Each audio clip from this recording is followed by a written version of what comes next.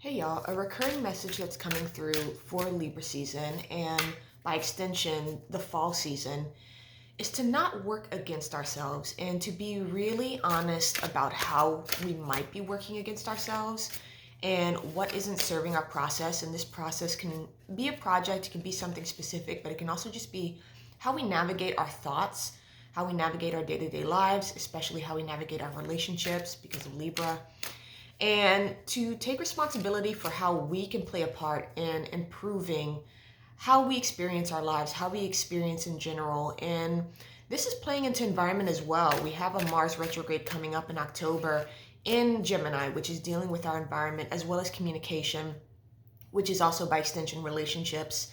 So be very, very honest with yourself about what perhaps you're exposing yourself to that's working against your progress, as well as how you might be working against yourself with your own inner realms and your thoughts and things of that nature. And another secondary message that's coming through is to not project and to not have expectations about where we're going and how things are going to play out. Because when we do that, we're basing things off of our limited perspective of ourselves. And we limit the divine, we limit how miracles can appear in our lives, we limit the possibilities because we're basing things off of our 3D experience as opposed to opening up for things to happen beyond our imagination, beyond what we can expect, beyond what we've ever experienced before. So also be honest about how projecting into the future and basing things that how something might play out on the past might limit the possibilities and limit how something can materialize and how change can come in and how transformation can be experienced. And when we do that, especially with all this energy opposing Neptune, there's a very intense astrology right now. And on one hand, it's illusion with Neptune. On the other hand, it's unbridled creativity and miracles and surrendering to to the possibilities, to what could happen, and not be so caught up in darkness and density either, and worrying about things playing out in a way that works against you, which again, don't work against yourself.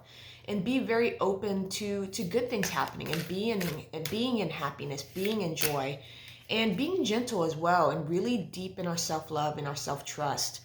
And I guess that's what's coming in for now. But I'm gonna pull some cards for this reading using the Fountain Tarot, and we'll see what the tarot has to say. The Two of Cups, connection and relationship. And also the funny thing about Libra is it's not just relationship with one person and another, which is definitely the Two of Cups, but it's also our connection and how we connect things together. So this can be taking two things that might not go together and bring them together to create something new entirely. This could be creativity on an artistic level in what we want to create and what we want to build in the material world. And it's also our connection to ourselves. And that's the foundation, that's the starting point in all things we want to create and all things we want to manifest in our lives, whether that be relationship, whether that be money or, business projects, things of that nature, moving places. It begins with our connection with ourselves and really being in that tenderness and that self-love and that self-support, knowing that informs, our outside experiences and our outside circumstances. So that really is coming through hard with those two things coming together, not working against ourselves, but also being in that tenderness, in that compassion, in that love, in that happiness and joy, and really allowing those two things together to really open up doors we didn't expect.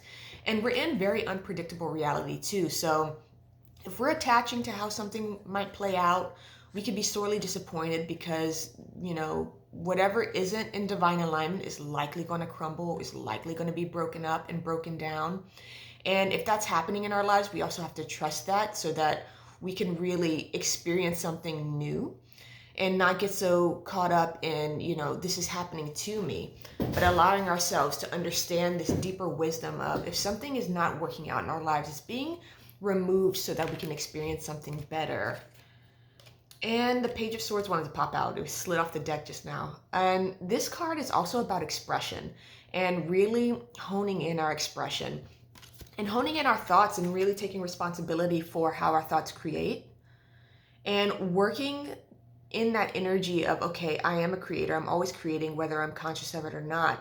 And being in perhaps even a playful experimental energy of like, okay, well, how can I use this to my advantage?